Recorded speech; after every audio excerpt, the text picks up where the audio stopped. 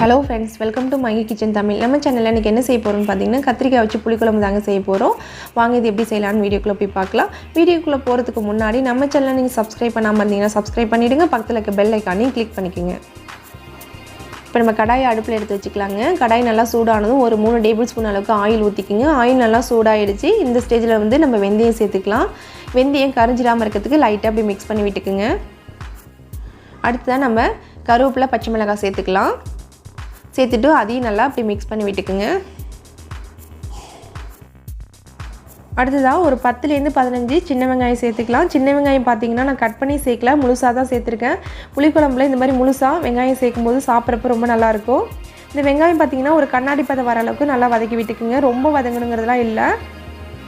இப்போ பாத்தீங்கன்னா வெங்காயம் வந்து ஒரு கண்ணாடி பதத்துக்கு வந்துருச்சு. இந்த ஸ்டேஜ்ல 1 ஸ்பூன் அளவுக்கு நம்ம வந்து தனி மிளகாய் தூள் சேர்த்திருக்கேன்.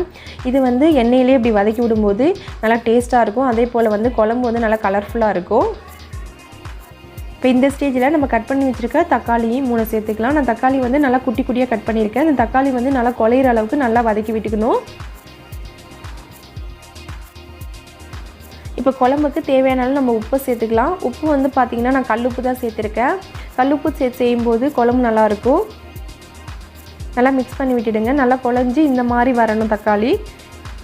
இப்படி நல்லா வதக்கிட்டு நான் செஞ்சீங்க அப்படினா குழம்பு நல்லா திக்காவும் இருக்கும், நல்லா டேஸ்டாவும் இருக்கும்.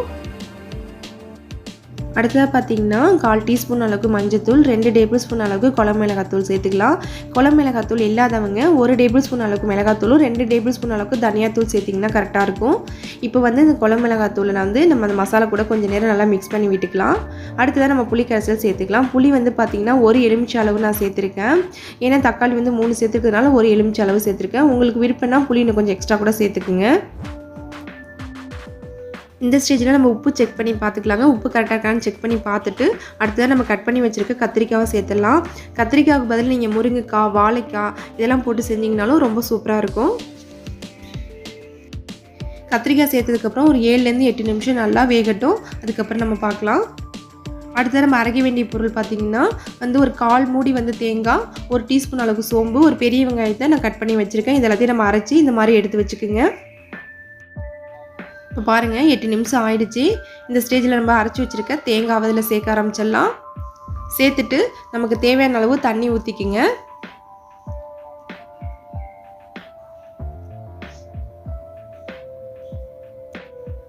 தேங்காய் சேர்த்ததுக்கு அப்புறம் ஒரு 8 நிமிஷம் மிதமான ஃபயர்ல வச்சு இந்த எண்ணெய் பிரிஞ்சு வர அளவுக்கு நல்லா குக் பண்ணிக்கங்க.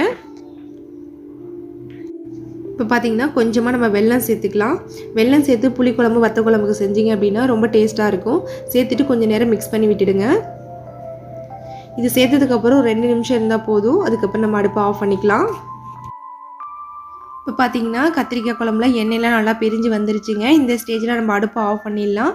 அவ்வளவுதாங்க, சுவையான கத்திரிக்காய் குழம்பு ரெடி ஆயிடுச்சுங்க. நீங்களும் உங்க வீட்ல செஞ்சு பாருங்க. செஞ்சு பார்த்துட்டு கமெண்ட் பண்ணுங்க, ஷேர் பண்ணுங்க, லைக் பண்ணுங்க. நாங்க போற ரெசிபி உங்களுக்கு பிடிச்சிருந்துச்சுனா மகி கிச்சன் தமிழுக்கு Subscribe பண்ணிக்கங்க.